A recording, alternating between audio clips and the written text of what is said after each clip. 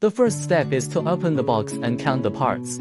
First, assemble the two fixtures together and align them with the holes. Then insert the white screws into the holes and rotate. Done 3 to 5 times to achieve the pre-locking effect. Then screw the screws into the two holes on the left and right sides. Remove the white screws and take off the bracket, and the installation is completed.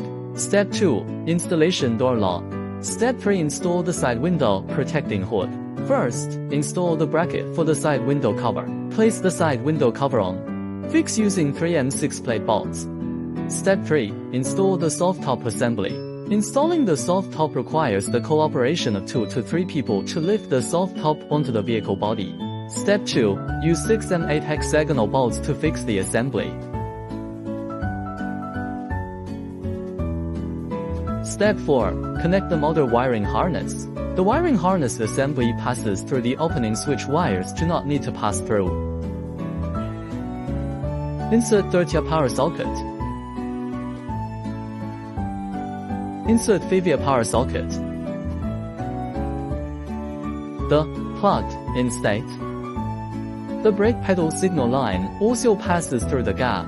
The white terminals of the main cable are connected to the white terminals of the brake pedal. The grounding terminal is inserted into the socket by passing it around the gap.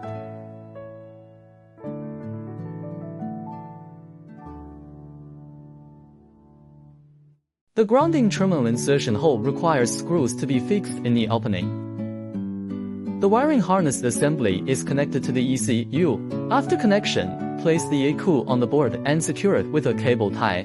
The fixed and completed state. The main power switch wire extends from the edge to the center console. First, a hole needs to be drilled at the switch position in the center console. The switch and the main line switch wire are connected together. Install in the central control console.